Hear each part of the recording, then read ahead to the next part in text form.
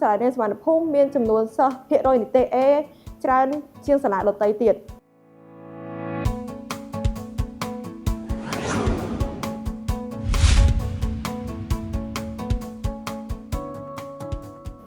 ជំរាបសួរនៅខ្ញុំឈ្មោះរតនាបញ្ញាវតីគឺជាសិស្សថ្នាក់ទី12នៃសាលារៀនសុវណ្ណភូមិទីតាំងក្រុងតាខ្មៅទី3ហើយក៏ជាសិស្សពូកែមួយរូបចំពោះមុខវិជ្ជាអក្សរសាស្ត្រខ្មែរប្រចាំខេត្តកណ្ដាលផងដែរខ្ញុំបានកំណត់នៅគោលដៅនិងគោលបំណងដែលថាខ្ញុំចង់ចូលរួមក្នុងការប្រឡងសិស្សពូកែ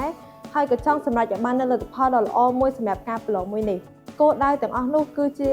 កត្តាលើកទឹកចិត្តឲ្យខ្ញុំខំប្រឹងប្រែងក្នុងការសិក្សារៀនសូត្រដើម្បីទទួលបានលទ្ធផលល្អក្នុងការប្រឡងមួយនេះ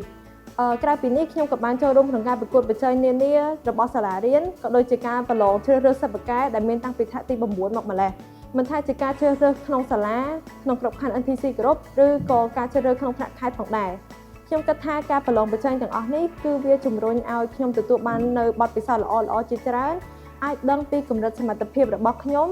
ដើម្បីដឹងពីចំណុចខ្វះខាតដើម្បីយកទៅអនុវត្តបន្ថែមខ្ញុំត្រូវខិតខំសិក្សារៀនសូត្រដោយខ្លួនឯងនិងស្ដាប់តាមការបង្ហាត់បង្រៀនរបស់លោកគ្រូអ្នកគ្រូដោយយើងយកចិត្តទុកដាក់ធ្វើទៅលើលំហាត់ធ្វើទៅលើវិញ្ញាសាផ្សេងៗដែលជាមុខវិជ្ជាឯកទេសរបស់យើងក៏ដូចជាខិតខំមើលទៅលើមេរៀននិងទន្ទិញមេរៀនបន្ថែមដើម្បីពង្រឹងចំណេះដឹងយកទៅប្រឡងក្នុងមុខវិជ្ជាវប្បធម៌ទូទៅផងដែរការបង្ហាត់បង្រៀនយ៉ាងច្រើនពីអ្នកគ្រូនៃសាលារៀនសុវណ្ណភូមិគឺគាត់បានបង្ហាញនូវយុទ្ធសាស្ត្រដ៏ល្អៗជាច្រើនឲ្យខ្ញុំអនុវត្តនៅវិញ្ញាសាកាលពីឆ្នាំចាស់ៗដើម្បីឲ្យមានការស្ទាត់ទៅនឹងការសរសេរតែងសេចក្តីហើយគាត់ក៏បានបង្ហាញពីរបៀបនៃការដាក់ពិន្ទុរបៀបនៃការសរសេរដើម្បីទទួលបានពិន្ទុច្រើនក៏ដូចជារបៀបលៃលកពេលវេលាដើម្បីឲ្យយើងអាចសរសេរបានកាន់តែល្អបន្ថែមទៀតសាលារៀនសុវណ្ណភូមិមានការបង្ហាត់បង្រៀនស្របទៅតាមគោលការណ៍របស់ក្រសួងអប់រំយុវជននិងកីឡាក្រៅពីនេះសាលារៀនសុវណ្ណភូមិក៏សម្បូរទៅដោយសិស្សពូកែដោយយើងឃើញថាអត្រានៃសិស្សនីតិ A មានការកើនឡើងពីមួយឆ្នាំទៅមួយឆ្នាំដូចជាការពីឆ្នាំ2024មានសិស្សនីតិ A រហូតដល់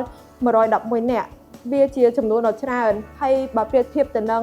សាលាដទៃទៀតសាលារៀនសុវណ្ណភូមិមានចំនួនសិស្សភាគរយនីតិ A ច្រើនជាងសាលាដទៃទៀតបើចង់ខ្លាចជាសិស្សពូកែចូលមករៀននៅសាលារៀនសុវណ្ណភូមិព្រោះសាលារៀនសុវណ្ណភូមិគឺជាផ្ទះរបស់អ្នកពូកែសូមអរគុណ